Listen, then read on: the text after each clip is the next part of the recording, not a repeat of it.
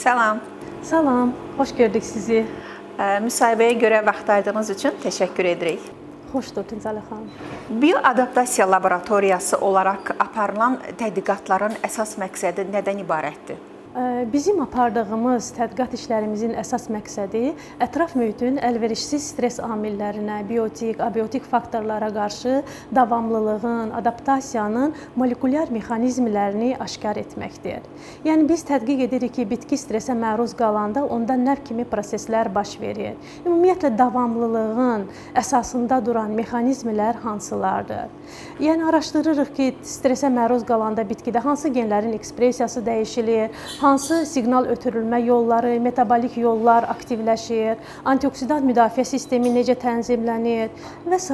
Bu kimi prosesləri biz tədqiq edirik. Bir bitkinin quraqlığa və ya xəstəliyə davamlı olub-olmadığını necə təyin edirsiniz?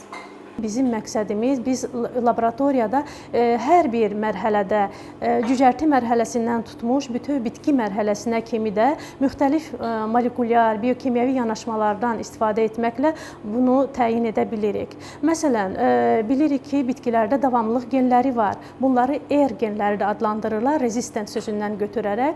Biz yoxlayırıq ki, bizim bitkilərimizdə həmin genlər mövcuddurmu? Həmin genləri identifikasiya edirik. Bunun üçün biz müxtəlif molekulyar markerlərdən istifadə edirik. Əgər beynəlxalq bazalarda bu markerlər yoxdursa, onda özümüz həmin gen haqqında məlumatları bazalardan yükləyib, müxtəlif bioinformatik proqramların köməyi ilə biz müxtəlif primerlər dizayn edirik. DNT üzərində məlumat RNT-si sintez olunandan sonra məlumat RNT-nin yetişmə prosesində hüceyrədə intron sahələr kəsilir, ekzon sahələr bir-birinə tikilir.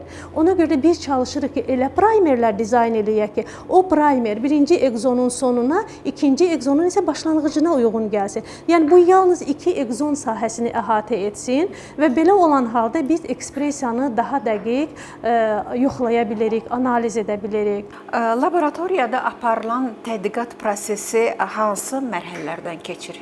Burada əsas məsələ problemin qoyuluşudur. Əsas tədqiqat problemi nədən ibarətdir və bu problemin həlli üçün biz hansı yanaşmalardan istifadə edəcəyik?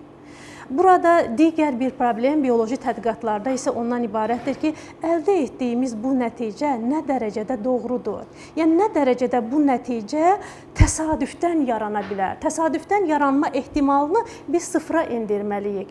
İnsan faktorunun təsirini də sıfıra endirməliyik. Bunun üçün biz tədqiqatdan əvvəl tədqiqatın dizaynını qururuq. Eksperimental dizayn deyirlər burada. Burada biz çalışırıq ki, çoxlu bioloji təkrarlardan, çoxlu ən azı 3 texniki təkrardan istifadə edək ki, əldə etdiyimiz nəticələr daha reallığı daha da əks etdirsin.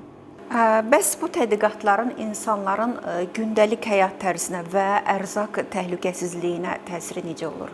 Əsas hədəfimiz məhz ölkədə ərzaq təhlükəsizliyinin təmin edilməsi istiqamətindədir. Bildiyimiz kimi buğda bitkisi ölkəmiz üçün strateji əhəmiyyətli qida bitkisidir. Və bizim də hal-hazırda bizim laboratoriyamızda aparılan tədqiqat işlərimiz əsasən buğda bitkisinin stress faktorlarına qarşı davamlılığının tədqiq edilməsi və müəyyən buğdada genom davamlılığa cavabdeh olan genom sahələrinin, lokuslarının müəyyən edilməsi və bunların gələcək breeding proqramlarında tətbiqindən ibarətdir. Bioadaptasiya laboratoriyasında hazırda ən aktual elmi tədqiqatlar hansılardır? Bütöv genom üzrə assosiasiyaların tədqiqi üzrə tədqiqatlar aparırıq. Bunu GWAS tədqiqatları da adlandırırlar, Genome Wide Association Study. Biz bu tədqiqat prosesimizə 188 buğda genotipindən ibarət olan böyük bir panel daxil etmişik. Bu paneldə həm yerli sortlar, həm müxtəlif xətlər, həm digər ölkələrdən introduksiya edilmiş sortlar da daxildir. Yəni bu mürəkkəb bir çox müxtəlifliyi özündə əks etdirən bir paneldir. Bu paneli biz 25.000 tək nukleotid polimorfizminə əsaslanan genotipləmə metodu ilə analiz eləmişik.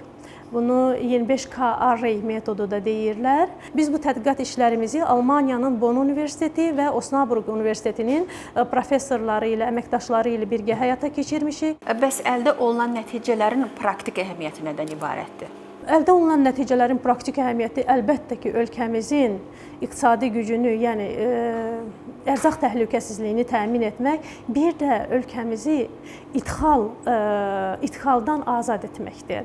İdxal tələbini azaltmaqdır. Hal-hazırda möhtərəm prezidentin də qeyd etdiyi kimi bizim qarşımızda qoyulan çağırış odur ki, biz ərzaqlıq buğday ilə özümüzü tam təmin etməliyik. Bizim də apardığımız tədqiqat işlərimizin də məqsədi məhz buna yönəlmişdir. Çox sağ olun, təşəkkür edirik müsahibə üçün.